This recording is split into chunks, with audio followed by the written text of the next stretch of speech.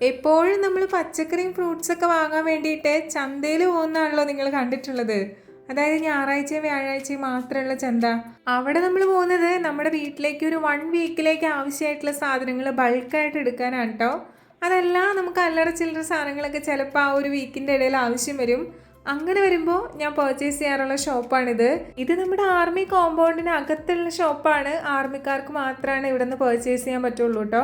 Army canteen അല്ല, അത് വേറെ ഉണ്ട്. ഇത് വെജിറ്റബിൾ ഷോപ്പാണ് കേട്ടോ. ഇവിടെ അല്ലാതെ തന്നെ വെജിറ്റബിൾ ഷോപ്സും പിന്നെ കുറച്ച് ഗ്രോസറി ഷോപ്സും സൂപ്പർ മാർക്കറ്റും ഒക്കെ ആയിട്ട് ഒരു കുഞ്ഞ് ഷോപ്പിംഗ് കോംപ്ലക്സ് ഇതിൻ്റെ അകത്തുണ്ട് കേട്ടോ.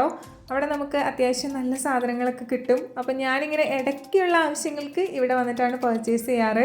അങ്ങനെ എനിക്ക് ആവശ്യമുള്ള കുറച്ച് ഐറ്റംസ് ഒക്കെ വാങ്ങിച്ചിട്ട് ഞാൻ തിരിച്ചു വരുന്ന വഴിയാണ് നമ്മുടെ ഡെലിവറി ബോയുടെ കോൾ വന്നത്. നമുക്കുള്ള കുറച്ച് ഐറ്റംസ് അവിടെ ഡെലിവറി ചെയ്യാൻ വന്നിട്ടുണ്ടെന്ന് പറഞ്ഞ് അങ്ങനെ ഞാൻ പോയി കളക്ട് ചെയ്തുകൊണ്ട് വന്നതാണ് കേട്ടോ. ഇപ്പം നാട്ടിൽ എൻ്റെ വീട്ടിലായാലും ഈവൻ സച്ചുവിൻ്റെ വീട്ടിലായാലും ഫ്രിഡ്ജിലൊക്കെ അത്യാവശ്യം നല്ല ഓർഗനൈസേഴ്സൊക്കെ യൂസ് ചെയ്ത് എപ്പോഴും അങ്ങനെ ഒരു രീതിയിലാണ് പോകാറുള്ളത്. അതുകൊണ്ട് തന്നെ ഇവിടെ വന്നു കഴിഞ്ഞപ്പോൾ ഞാൻ ഈ കവറിലൊക്കെ കെട്ടിവെക്കുന്നത് എനിക്ക് ഭയങ്കര ബുദ്ധിമുട്ടാണ്. പോരാത്തതിന് നമ്മുടെ ഫ്രിഡ്ജിൽ കുഞ്ഞു ഫ്രിഡ്ജ് ആയതുകൊണ്ട് കുറേ സ്ഥലവും പോകട്ടോ. അപ്പം ഞാൻ നാട്ടിൽ വാങ്ങിച്ച അതേ സംഭവം വീണ്ടും റീപർച്ചേസ് ചെയ്തിട്ടുണ്ട് ഇവിടേക്ക് വന്നു കഴിഞ്ഞപ്പോൾ. അങ്ങനെയുള്ള കുറച്ച് അൺബോക്സിങ്ങുകളാണ് ഇതൊക്കെ നമ്മുടെ സ്റ്റോറേജിനുള്ള കാര്യങ്ങളാണ് കേട്ടോ. ഇപ്പം ഞാൻ ഈ ഡ്രസ്സ് വാങ്ങുന്നതും കാര്യങ്ങളൊക്കെ കുറച്ചിട്ട് ഇങ്ങനെയുള്ള ഐറ്റംസിലാണ് കോൺസെൻട്രേറ്റ് ചെയ്തേക്കുന്നത്. ശരിക്കും പറഞ്ഞാൽ ഞാനിത് കളക്ട് ചെയ്ത് വന്നു കഴിഞ്ഞപ്പോൾ എനിക്കിത് പൊട്ടിച്ച് നോക്കാനുള്ള ആവതൊന്നും ഉണ്ടായിരുന്നില്ല. എൻ്റെ കഴുത്ത് ചെറുതായിട്ടൊന്ന് ഉളുക്കിയിരിക്കുവാണ്.